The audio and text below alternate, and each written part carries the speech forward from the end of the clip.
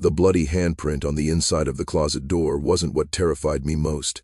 It was the fact that it was still wet when I touched it. 3 weeks after the previous owners had supposedly moved out, my fingers came away crimson and sticky, and in that moment, standing in what was meant to be my daughter's new bedroom, I realized we had made a terrible mistake. But by then, it was already too late to turn back. The house had already chosen us, just as it had chosen everyone who came before. The beginning of everything. The key turned in the lock with a satisfying click, and I pushed open the heavy oak door of what was now our home. Sarah stood behind me, our 6-year-old daughter Emma perched on her hip, both of them wearing expressions that mirrored my own mixture of exhaustion and tentative hope. We had driven for 11 hours straight from our cramped apartment in the city, leaving behind mounting debts, failed dreams, and a life that had slowly been suffocating us. "Welcome home," I said, trying to inject enthusiasm into my voice despite the fatigue that had settled into my bones like wet concrete. The house stood before us like something from a forgotten era, a 3-story Victorian with weathered blue paint peeling in long strips, revealing layers of white and gray underneath like archaeological strata. The realtor had called it full of character and brimming with potential, which I had learned was code for needs extensive work and will drain your savings. But it had been within our meager budget, barely, and the alternative had been homelessness or moving in with Sarah's parents, neither of which we could stomach. Emma squirmed out of Sarah's arms and ran into the foyer, her small feet echoing on the hardwood floors. "It's so big," she squealed, her voice bouncing off walls that had stood for over a century. "Can I pick my room? Please, Daddy, please." I exchanged a glance with Sarah, whose tired smile didn't quite reach her eyes. Dark circles shadowed her face, the result of too many sleepless nights worrying about money, about my unemployment, about whether we were making the right choice, moving to this small town where we knew no one. "Go ahead, sweetheart," Sarah said softly. "Second floor. Any room except the master bedroom. That one's ours." Emma disappeared up the creaking staircase, and I could hear her opening and closing doors, her excited chatter filling the empty house with life it probably hadn't known in years. The previous owners had left in a hurry, according to our realtor, Mrs. Peterson. "A job transfer," she had said, her eyes not quite meeting mine when she spoke. They had been eager to sell, had accepted our lowball offer without negotiation, without even a counteroffer. At the time I had thought we were lucky. I should have known better. Sarah walked through the foyer, running her hand along the dusty banister. "It needs work," she said quietly, "but it has good bones. We can make this work, David. We can make this into a real home." I wanted to believe her. God, how I wanted to believe her. But standing in that dim hallway, with afternoon sunlight struggling through grimy windows to illuminate rooms that seemed to swallow the light rather than reflect it, I felt a chill that had nothing to do with the October air seeping through cracks in the old walls. "I'll start unloading the truck," I said, needing suddenly to be outside, to breathe air that didn't taste of dust and decay and something else I couldn't quite name. The next few hours blurred together in a haze of boxes and furniture, of sweating despite the cold and arguing about where things should go. Sarah wanted the couch against the west wall of the living room. I insisted it would block the fireplace. Emma kept interrupting us, dragging us upstairs to see the room she had claimed, the largest of the 3 bedrooms on the 2nd floor, with a bay window overlooking the overgrown garden. "I love it," she declared, spinning in circles until she got dizzy and collapsed on the floor, laughing. "It's perfect, it's like a princess room." I knelt beside her, brushing her dark hair from her forehead. She looked so much like Sarah, the same green eyes, the same stubborn chin, the same way of finding joy in small things. I had been out of work for 8 months, watching our savings dwindle, watching the hope drain from my wife's face day by day, feeling like a failure as a husband and father. This house, this move, was supposed to be our fresh start, our chance to rebuild. "I'm glad you like it, Princess," I said, kissing her forehead. "But now we need to get your bed set up before it gets dark, okay?" "Okay, Daddy." She jumped up and ran to the window, pressing her nose against the glass. "There's a swing in the backyard. Can I go play on it?" "Tomorrow," Sarah called from the hallway, where she was struggling with a box marked Emma's toys. "It's getting late, and we don't know if that swing is safe." Emma's face fell, but she didn't argue. She had learned, these past difficult months, not to ask for too much, not to push when we said no. It broke my heart a little more each time I saw that understanding in her young eyes, that premature awareness that things were hard, that money was tight, that her parents were stressed and struggling. As darkness fell, we managed to set up the essentials: our bed in the master bedroom, Emma's bed in her chosen room, a few lamps, the coffee maker. The rest could wait. We ordered pizza from a place in town, the only restaurant that delivered this far out, and ate sitting on the floor of the living room because we were too tired to unpack the table and chairs. "It's an adventure," Sarah said, forcing brightness into her voice. "Like camping, right, Emma?" Emma nodded enthusiastically, tomato sauce smeared on her chin. "Can we sleep in sleeping bags?" "Not tonight, baby," I said. "But maybe this weekend we can camp out in the living room, once we get everything unpacked." After dinner, Sarah took Emma upstairs for a bath while I walked through the first floor, checking windows and doors, making sure everything was locked. The house seemed to settle around me as night deepened, wood creaking and groaning as old houses do, pipes rattling when Sarah turned on the water upstairs. Normal sounds, I told myself, just an old house adjusting to new occupants.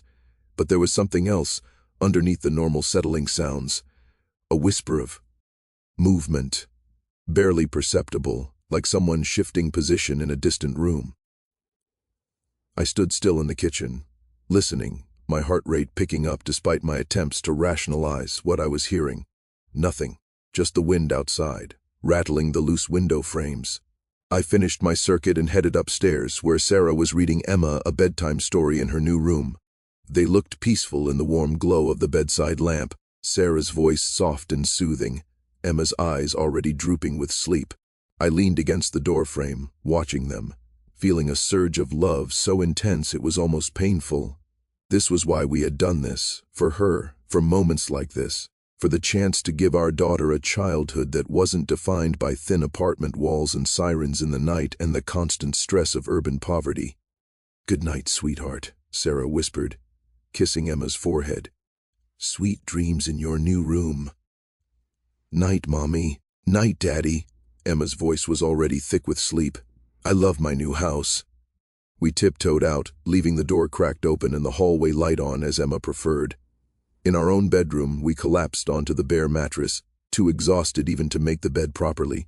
"We did it," Sarah murmured, curling against me. "We're homeowners. We actually did it." I wrapped my arm around her, breathing in the familiar scent of her shampoo. "We did. And tomorrow we'll start making it feel like home." But sleep didn't come easily. I lay awake long after Sarah's breathing had evened out, staring at the ceiling, listening to the house around us, and sometime in the deep hours of the night, I heard it again, that whisper of movement, closer now, just outside our bedroom door. Footsteps, soft and deliberate, pacing the hallway. I sat up, heart hammering. "Sarah," I whispered, but she was deeply asleep, exhausted from the day's work. The footsteps stopped. Silence pressed against my eardrums, so complete it seemed almost alive. I waited, barely breathing, telling myself it was just the house settling, just my imagination, just exhaustion playing tricks on my mind. Then Emma screamed. I was out of bed and running before conscious thought could catch up with instinct, Sarah right behind me, both of us crashing through Emma's doorway to find her sitting up in bed, sobbing, her small body shaking. "Baby, what's wrong?" Sarah scooped her up, and Emma clung to her like a drowning person to a lifeline. "There was a lady," Emma gasped between sobs. "There was a lady standing by my window, watching me sleep. She was wearing a white dress and she looked so sad, Mommy. She looked so sad." "It was just a dream, sweetheart," I said, kneeling beside them, rubbing Emma's back. "Just a bad dream. There's no one here but us." But Emma shook her head violently. "No, Daddy, she was real. I saw her. She was standing right there." She pointed to the bay window, where the curtains hung still and undisturbed. I walked to the window and checked it. Locked from the inside. No one could have come in or gone out. See? The window's locked. No one could get in. It was just a nightmare because you're in a new place. That happens sometimes. Emma didn't look convinced, but her sobs gradually subsided into hiccups, then shaky breaths. Sarah carried her to our bedroom, and Emma slept between us the rest of the night, her small hand gripping mine even in sleep. I didn't sleep at all. I lay there in the darkness, listening to the house, wondering what we had gotten ourselves into, wondering about the previous owners who had left in such a hurry, wondering about the price that had been too good to be true. Morning came with weak October sunlight filtering through curtains I didn't remember closing. Sarah was already up, and I could smell coffee brewing. Emma was still asleep beside me, her face peaceful now, no trace of last night's terror. I slipped out of bed carefully and found Sarah in the kitchen, staring out the window at the overgrown backyard. "She okay?" I asked, pouring myself coffee. "She's fine. Kids have nightmares. New house, new room, it's natural." But Sarah's voice was tight, and she didn't turn to look at me. "Sarah, don't." She finally turned, and I saw the fear in her eyes that she was trying so hard to hide. "Don't say it. We can't afford to think it. We put everything we had into this house. Everything. We have nowhere else to go." So it was a nightmare. Just a nightmare, that's all. I wanted to argue, wanted to voice the unease that had been growing in my gut since we crossed the threshold. But she was right. We had burned our bridges, spent our savings. This was our home now, whether we liked it or not. The rest of the day was consumed with unpacking, with making the house livable. Emma seemed to have forgotten her nightmare and spent the afternoon exploring the property, despite our warnings to stay close. The backyard was enormous, almost an acre, wild and overgrown, bordered by trees that were just beginning to lose their leaves. The swing Sarah had seen from the Y-endo hung from a massive oak tree, its chains rusted but still sturdy enough when I tested it. "Can I swing now, Daddy, please?" I pushed her gently, watching her arc back and forth against the gray autumn sky, her laughter cutting through the afternoon chill. Sarah joined us, leaning against me as we watched our daughter play. "Maybe this will be good for us," she said quietly. "Space for Emma to run and play, fresh air. A garden we can grow vegetables in next spring, a real home." "Maybe," I agreed, wanting so badly to believe it. That night, Emma insisted on sleeping in her own room. "I'm a big girl," she declared. "I'm not scared anymore." It was just a silly dream. We let her, but left our door open, and I slept lightly, waking at every sound. And there were sounds. The house seemed even more active at night, as if it came alive when the sun went down. Footsteps in empty rooms, doors creaking open that I had closed. Once, around 2 in the morning, I could have sworn I heard music, faint and scratchy, like an old phonograph playing somewhere far away. 3 days passed. We fell into a routine of sorts, unpacking, cleaning, making lists of repairs that needed to be made, most of which we couldn't afford. I started sending out resumes to local businesses, hoping to find work. Sarah registered Emma for the local elementary school, where she would start the following Monday. On the 4th night, I found the handprint. I had been hanging Emma's clothes in her closet, a task I had been putting off because the closet door stuck badly and required a hard pull to open. When it finally gave way, I stumbled backward, and that's when I saw it. A perfect handprint, palm, and 5 fingers on the inside of the door, about shoulder height for an adult, in blood, still wet blood. My rational mind tried to reject what I was seeing. It couldn't be blood. It couldn't be wet.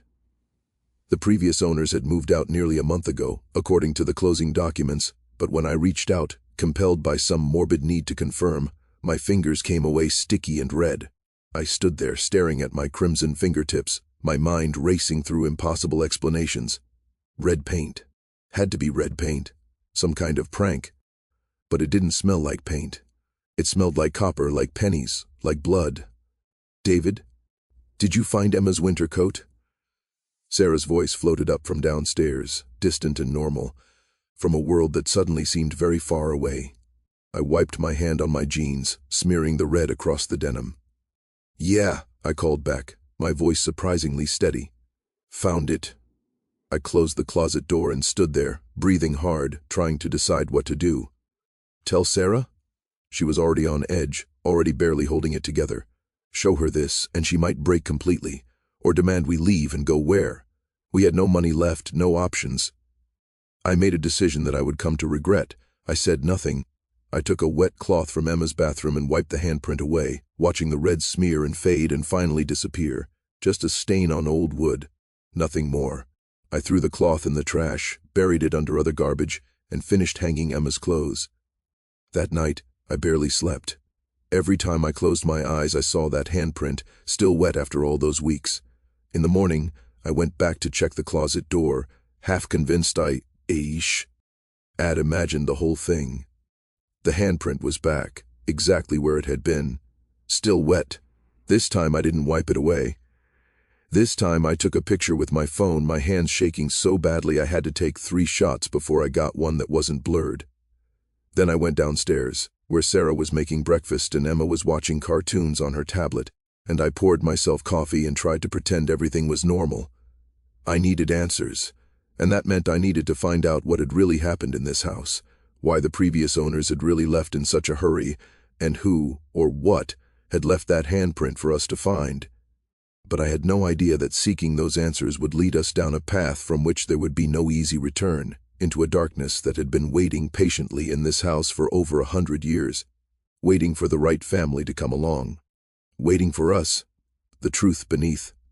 The local library was a small brick building on Main Street, nestled between a hardware store and a bakery that made the whole block smell like cinnamon and yeast. I had told Sarah I was going out to look for work, which wasn't entirely a lie.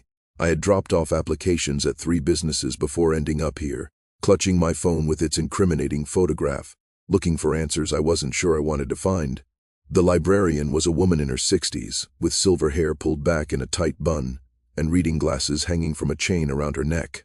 Her name tag read, Margaret.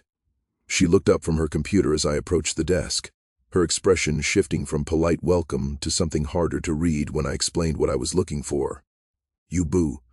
"At the Harrison house," she said. It wasn't a question. "The house on Elm Ridge Road," I confirmed. "We moved in about a week ago. I'm trying to learn more about its history." Margaret's lips pressed into a thin line. "What would you like to know?" "Everything. Who built it? Who's lived there? Anything you can tell me." She studied me for a long moment, and I had the uncomfortable feeling she could see right through me, could see the fear I was trying to hide, the desperation that had brought me here. Finally, she sighed and stood up. "Follow me." She led me to the local history section, pulling out several books and a file box filled with newspaper clippings and old photographs. "The house was built in 1887 by a man named Nathaniel Harrison," she began, settling into a chair and gesturing for me to sit. "He was a wealthy merchant, made his fortune in textiles. Built that house for his wife Catherine and their daughter Abigail." She pulled out a photograph, sepia-toned and cracked with age, showing a stern-looking man with a heavy beard, a woman in a high-collared dress, and a little girl with dark hair and serious eyes. They stood in front of the house, my house, looking exactly as it did now, minus a century of wear and neglect. "They seemed like a happy family, by all accounts," Margaret continued, "until the winter of 1889. That's when everything fell apart." She pulled out a newspaper clipping, the paper brown and brittle with age. The headline read, "Tragedy Strikes Harrison Family. Young Daughter Missing." I read the article, my stomach sinking with each line. 7-year-old Abigail Harrison had disappeared from her bedroom in the middle of the night in January 1889. No signs of forced entry, no ransom note, no trace of the child anywhere. The town had mounted extensive searches, dragged the nearby pond, combed through the woods for miles around. They found nothing. "Catherine went mad with grief," Margaret said quietly. "Refused to believe her daughter was gone. Would set a place for her at dinner, talk to her as if she were still there. Nathaniel tried to hold things together, but the loss destroyed them both. Catherine died 2 years later, officially of pneumonia, but everyone knew it was really a broken heart. Nathaniel sold the house shortly after and moved away. Died a few years later, alone and penniless. The textile business had collapsed without him there to run it." "What happened to Abigail?" I asked, though I wasn't sure I wanted to know. "No one knows. Her disappearance was never solved. There were theories, kidnapping, though no ransom was ever demanded, that she had run away, though she was only 7, that she had wandered into the woods and died of exposure. But no body was ever found, no evidence, nothing. She simply vanished." I stared at the photograph of young Abigail Harrison, at her serious eyes and solemn expression, and thought of Emma, who was almost exactly the same age. "Who else has lived in the house?" Margaret flipped through her file box, pulling out more clippings. "Several families over the years. None of them stayed long. The Petersons, no relation to your realtor, lived there in the 1920s. left after 6 months, claiming the house was cursed. The Delacroix family in the 1940s lasted almost 2 years, but the wife suffered a nervous breakdown. The Kims in the 1970s, the Johnsons into the 1990s, all short stays, all left abruptly. And the family we bought from? Margaret's expression darkened. The Mitchells lasted 3 months. Moved out in the middle of the night last September, didn't even wait for their furniture. I heard from Ellen at the post office that they'd been trying to sell for weeks before they left, getting increasingly desperate, dropping the price over and over. I pulled out my phone and showed her the photograph of the handprint. Have you ever heard of anything like this? Margaret stared at the image, her face going pale. She removed her glasses and rubbed her eyes. You need to leave that house, she said finally, her voice barely above a whisper. We can't. We put everything we have into it. We have nowhere else to go. Then you need to understand what you're dealing with. She leaned forward, her voice urgent now. That house has a presence. Multiple people over the years have reported seeing a woman in white, usually near windows, always looking sad. They hear footsteps, voices, music from empty rooms.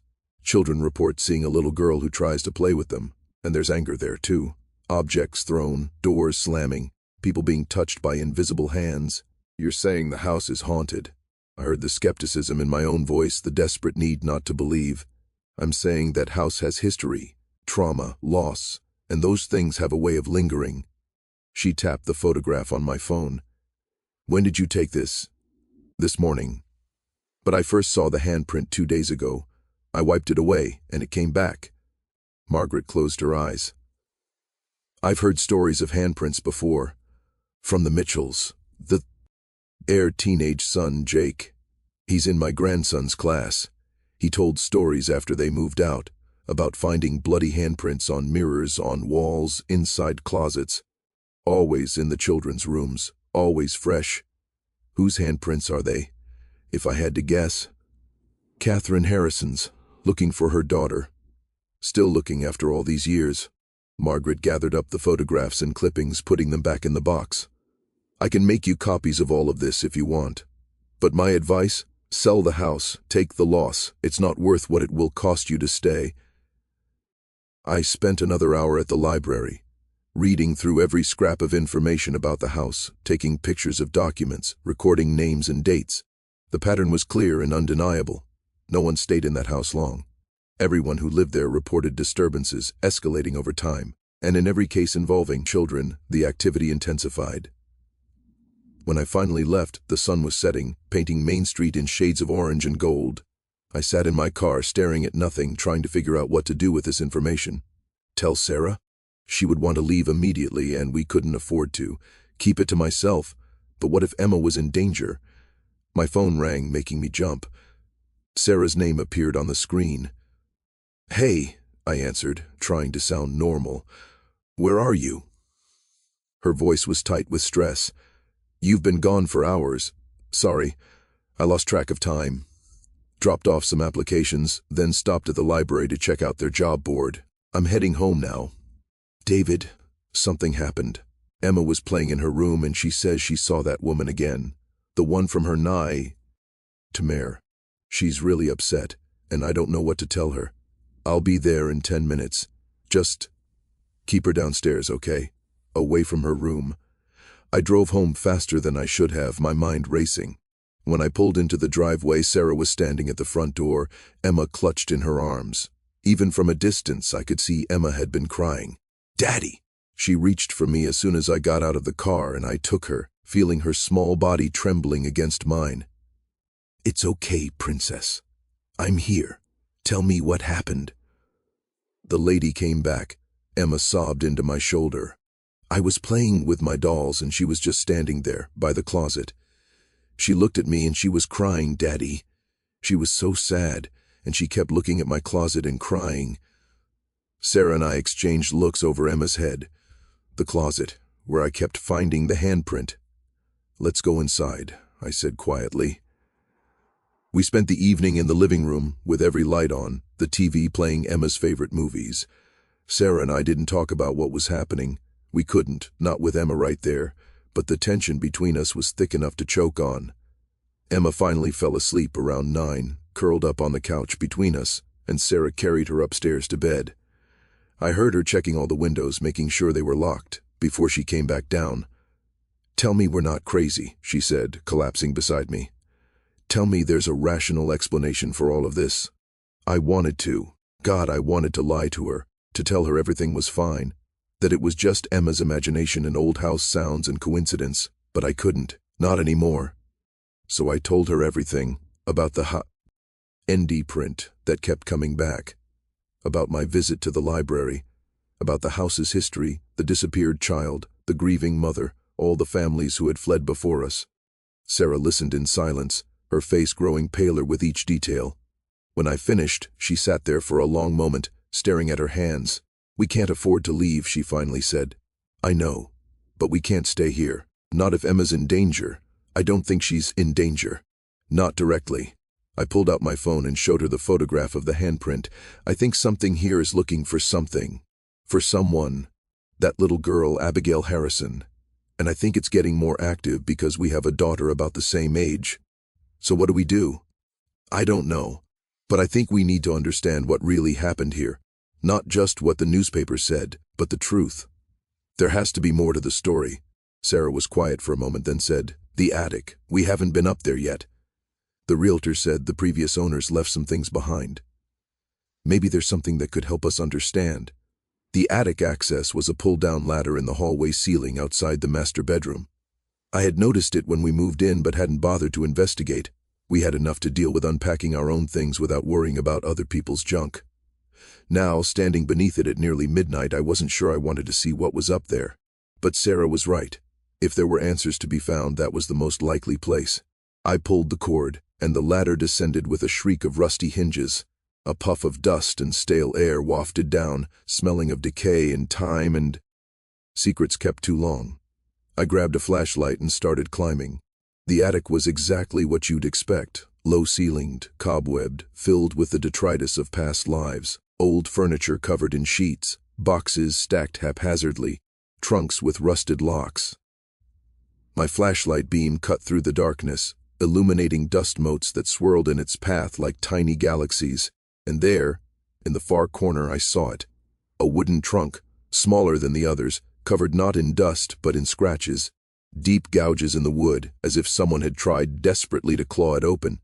I made my way over to it, my footsteps creaking on the old floorboards. The trunk wasn't locked. The latch had been broken off, leaving jagged metal edges. I lifted the lid, not knowing what to expect. Inside were photographs, dozens of them, maybe hundreds, all of the same little girl, Abigail Harrison, in gardens, on porches, by Christmas trees, with dolls and toys and pets. Someone had collected every photograph that existed of this child and stored them here, in this trunk, in this attic. Beneath the photographs were other things. A small dress, white lace yellowed with age, a doll with porcelain features and dead glass eyes, a hairbrush with strands of dark hair still tangled in its bristles, and at the very bottom, wrapped in cloth, a journal. I lifted it out carefully. The leather cover was cracked and dry, the pages brittle. On the first page, in elegant cursive script, were the words, "The Diary of Catherine Harrison." I carried the journal back to the ladder, clutching it like the treasure it was. Sarah was waiting at the bottom, her eyes wide. "What did you find? Answers, maybe. Or at least, the beginning of them." We spent the rest of the night reading Catherine Harrison's diary, passing it back and forth, piecing together a story of love and loss and descent into madness. The early entries were mundane: household accounts, social engagements, notes about Abigail's progress with her piano lessons. Catherine had clearly adored her daughter, had devoted her life to raising her. Then came the entry from January 15th, 1889. "My darling girl is gone. Vanished from her bed in the night like morning mist. They search for her, these well-meaning townspeople with their torches and their dogs, but I know they will not find her. I know the truth, though I dare not speak it. I know what lives in the walls of this house, what has always lived here, waiting. I heard it whispering to her these past weeks. I heard her talking back, late at night, conversing with something I could not see. I warned Nathaniel, but he dismissed my concerns as fancy. Now she is gone, and he blames himself, but he does not understand. The house wanted her. The house took her. And the house will not give her back. The entries that followed deteriorated into something between diary and madness. Catherine wrote about hearing Abigail's voice calling to her from the walls, from beneath the floorboards, from inside the closet in her room. She wrote about finding Abigail's things moved around, her dolls posed in new positions, her bed looking as if someone had slept in it. "I know she is here," one entry read. "I can feel her presence. Sometimes I catch glimpses of her white dress turning a corner, hear her footsteps on the stairs. She is trapped somewhere between life and death, and I must find a way to free her. I must find a way to bring her back." The final entries were barely coherent, written in a shaking hand. It was not the house that took her. It was me. God forgive me, it was me. I see that now. My jealousy, my possessiveness, my refusal to let her grow and change and eventually leave me. I bound her to me so tightly that when death tried to claim her, she could not go. She is caught between worlds because of my love, and now I cannot free her. I have tried everything, prayers, rituals, pleading with forces I do not understand. She remains, and I am going mad with guilt and grief. If you read this, whoever you are, know that I am sorry. I am so sorry. And know that she is still here, still waiting, still trapped by a mother's selfish love. The diary ended there, though several blank pages remained. I closed it carefully and looked at Sarah, who had tears streaming down her face. "She killed her own daughter," Sarah whispered. "Somehow, in some way, her obsessive love killed that little girl. And then her guilt trapped the child's spirit here. And now Abigail is still here, and Catherine is still here, still looking for her, still trying to find her. That's what Emma's been seeing. That's who the woman in white is." I nodded slowly, the pieces finally coming together. The handprints aren't threats, they're pleas. Catherine is still searching for her daughter, putting her hands on walls and doors and mirrors trying to find her. And Abigail, she must be drawn to Emma because they're the same age. She wants to play, to have a friend, to remember what it was like to be alive. "So what do we do?" Sarah asked. "How do we help them? How do we free them so they can move on?" I had no answer. I was a out-of-work insurance adjuster, not a paranormal investigator or a priest or whatever you called someone who dealt with these situations. But as I sat there in our haunted house with my wife, both of us exhausted and terrified and trying to figure out how to protect our daughter from ghosts that had been suffering for over a century, I knew we had to try. "We talk to them," I said finally. "We acknowledge them, we tell them we understand, and we help them find each other. Catherine can't find Abigail because she's blind with grief and guilt. And Abigail can't reach her mother because she's just a scared child.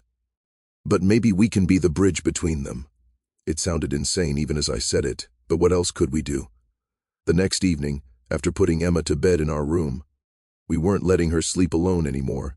Sarah and I went to Emma's bedroom, the room where Abigail had disappeared so long ago, the room where Catherine's handprints kept appearing. I had spent the day researching what little I could find online about helping spirits move on, about creating closure, about communication with the dead. Most of it was probably nonsense, but I was willing to try anything. We had brought candles, and I had printed out the photograph of the Harrison family from the library. "Catherine Harrison," I said, speaking to the empty room, feeling ridiculous and terrified at the same time. "We know what happened to Abigail. We know you're looking for her. We know you've been searching for over 100 years, and we want to help you find her." Silence. The candles flickered, though there was no draft. Sarah spoke next, her voice gentle. "We're not here to judge you. We're parents, too. We understand love, and we understand that sometimes love can become something else, something that binds instead of frees. But you don't have to keep searching. You don't have to keep suffering." The temperature in the room dropped suddenly, our breath misting in the air. The closet door, which I had closed, slowly creaked open, and there, in the doorway of the closet, materialized a figure. Not solid, but not quite transparent either. Something in between, like looking through dirty glass. A woman in a white Victorian dress, her face gaunt with grief, her eyes hollow and desperate. Catherine Harrison. Sarah gripped my hand so tightly I thought she might break bones, but neither of us moved, neither of us looked away. Abigail, the ghost whispered, her voice like wind through dead leaves. Where's my Abigail? She's here, I said, though I had no proof of that, just hope and desperation. She's been here all along. But you can't find her because you're looking with your guilt instead of your love. You're looking for the child. You think you failed, but she's not lost. She's been waiting for you. The ghost moved closer, and I fought every instinct to run. I cannot find her. I have searched, and there is only darkness. Because you haven't forgiven yourself, Sarah said softly, and she can't reach you through all that guilt and grief. You have to let it go, Catherine. You have to forgive yourself. That's the only way you'll see her again. I killed her. The ghost's voice broke on a sob that was more felt than heard. I loved her too much, held her too tightly, and I killed her. No, I said firmly, remembering what I had learned from my research at the library. She died of scarlet fever. It's in the church records. She got sick and died in 3 days, and there was nothing you could have done. Nothing any mother in 1889 could have done. You didn't kill her, Catherine. Disease killed her. But your grief has kept you both from moving on. The ghost stared at us with those hollow eyes, processing this information after more than a century of self-blame. Fever? Yes. It's recorded. January 12, 1889. Abigail Harrison, age 7, died of scarlet fever. But you were so destroyed by grief that you convinced yourself it was your fault, that your love had somehow caused it, and that belief has trapped you both here. For a long moment, nothing happened. Then, slowly, the air in the room began to change. A warmth spread through the space, chasing away the cold. And there, standing next to the bed where Emma's dolls sat arranged in a row, appeared another figure. Small, translucent, wearing a white nightgown. Abigail Harrison. The little girl looked up at the woman in the doorway with an expression of infinite patience, as if she had been waiting there all along, as if she had always known her mother would eventually find her. Mama, Abigail said, her voice like bells, like birdsong, like everything innocent and pure that had been lost to time. I've been waiting for you to see me. I've been here the whole time. Catherine's ghost let out a sound that might have been a laugh or a sob, and she moved across the room in an instant, dropping to her knees in front of her daughter. She reached out with trembling hands, and this time, finally, she LD touch. Could hold. My baby, Catherine whispered, pulling Abigail close. My darling girl, I'm so sorry. I'm so sorry. It's okay, Mama. I know. I've always known. Sarah and I watched, tears streaming down both our faces as mother and daughter embraced, as two ghosts separated by grief and guilt for over a century finally found each other. The air around them began to glow with a soft, warm light, growing brighter with each passing second. Can we go now? Abigail asked, looking up at her mother. Can we go together? Catherine looked at us one final time, her face transformed, no longer twisted with grief but serene, almost joyful. Thank you, she whispered. Thank you for seeing us, for helping us see each other. Then the light intensified, filling the entire room, and when it faded, they were gone. Both of them. The temperature returned to normal. The oppressive weight that had hung over the house since we moved in lifted like a fog burning away in sunlight. It was over. We stood there in the empty room for a long time, neither of us quite believing what we had witnessed. Finally, Sarah spoke. Did that really just happen? I think it did. We helped them, two ghosts. We actually helped them move on. I pulled her close and we held each other in our daughter's formerly haunted, bedroom. Both of us shaking with relief and exhaustion and the kind of awe that comes from witnessing something impossible become possible. In the days that followed, the house transformed. It was still old, still needed work, but it felt different. Lighter. Welcoming. Emma moved back into her room without any fear, reporting that the sad lady and the little G. IRL were gone, but that she knew they were happy now, wherever they were. I found work at a local insurance office, not glamorous but stable, with benefits. Sarah started a small gardening business, utilizing our large backyard to grow plants and vegetables to sell at the farmer's market. Emma started school and made friends quickly, bright and happy in a way she hadn't been in the cramped city apartment. We stayed in the house, we made it our home, and sometimes on quiet evenings, sitting on the porch swing we had repaired, watching Emma play in the yard, Sarah and I would talk about that night, about the ghosts we had helped, about how sometimes the most profound healing comes from the simplest acts of compassion. The house on Elm Ridge Road had been marked by tragedy for over a century, had driven away family after family, had been a prison for two tortured souls. But it was also the place where we learned that love, real love, not the selfish binding kind, has the power to heal even the deepest wounds, to free even the most trapped spirits, to transform darkness into light. We had come to this house broken and desperate, running from failure, looking for a fresh start. And we found it in the most unexpected way. Not just a fresh start for us, but for two souls who had been denied peace for far too long. Sometimes I still find myself standing in Emma's room, remembering that night, feeling grateful for the strange and terrible gift we were given, the chance to make a real difference, to help someone in a way that transcended the normal boundaries of life and death. The house is quiet now, peaceful. The only footsteps in the night are our own, the only voices are echoes of the living. But I like to think that somewhere, in whatever comes after, a mother and daughter are together, finally free of the guilt and grief that bound them, finally at peace. And that makes every sleepless night, every moment of terror, every sacrifice we made to stay in this house worth it. Because we didn't just buy a house on Elm Ridge Road, we inherited a legacy of pain and transformed it into hope. We took a haunted house and turned it into a home where healing happened. That's the real fresh start. Not running away from our problems, but facing them head on, even when those problems come in the form of century-old ghosts. Not looking for the easy way out, but choosing the hard path of compassion, of understanding, of helping others even when, especially when, those others are beyond the normal boundaries of help. Emma is 10 now, 3 years after we moved in. She still loves her room, still plays in the backyard, still swings from that old oak tree. Sometimes she talks about the sad lady and the little girl, wondering where they are now, hoping they're happy. They are, I tell her. They're together, and they're happy, and they're free. Because we helped them, Emma says proudly. Because we helped them, I agree.